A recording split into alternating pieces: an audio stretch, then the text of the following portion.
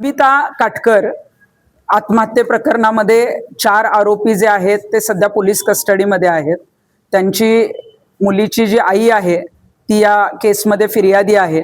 त्या सातत्याने 4 दिवस माझ्या संपर्कात होत्या आणि त्यांचं असं म्हणणं आहे की त्या मुलीची आत्महत्या नसून तिला ज्या पद्धतीनं टॉर्चर केलं, तिला शेवटी ज्या काही तिच्या अंगावर जखमा आढळलेल्या आहेत आणि जेव्हा दोरी घेऊन फासावर ती आढळली त्यावेळेला सासरच्यांनी पोलिसांना न कळवता हॉस्पिटलमध्ये नेलं.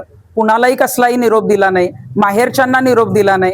त्यामुळे ही आत्महत्या नसून खून आहे आणि ते कलम जे आहे ते लागू व्हावं अशी त्यांची मागणी आहे.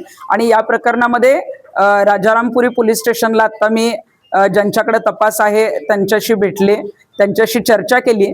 अजूनही पोस्टमॉर्टम रिपोर्ट इथं आलेला नाहीये. तातडीनं पोस्टमॉर्टम रिपोर्ट तर आलाच पाहिजे, कारण बऱ्याच गोष्टी त्याच्यातून सिद्ध होतील.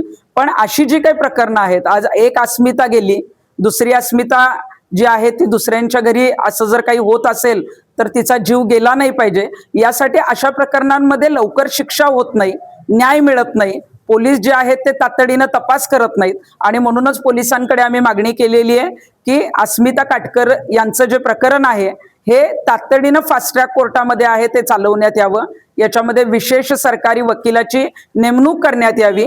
आणि नसरापूर प्रकरण जे सध्या पुण्यामध्ये आपण बघितलं असेल की 2 महिन्याच्या आत जो आहे तो त्या न्यायालयामध्ये निकाल आला, ऐतिहासिक निकाल आला आणि त्यामुळे गुन्हेगारांवर जरब बसला. त्याच पद्धतीनं कोल्हापूर ही तर राजर्षी शाहू महाराजांची भूमी आहे आणि तिथं मुलगी झाली म्हणून जर छळ होत असेल आणि अशा पद्धतीने एखाद्या मुलीचा जीव जात असेल तर ते दुर्दैव आहे. अशा पद्धतीचा संदेश गेला नाही पाहिजे आणि त्याचसाठी तातडीनं जे आहे ती चार्जशीट दाखल करणं आणि नसरापूरच्या धर्तीवर 2 महिन्याच्या आत या प्रकरणात निकाल येऊन या सगळ्यांना जे आहे ती शिक्षा होणं गरजेचं आहे.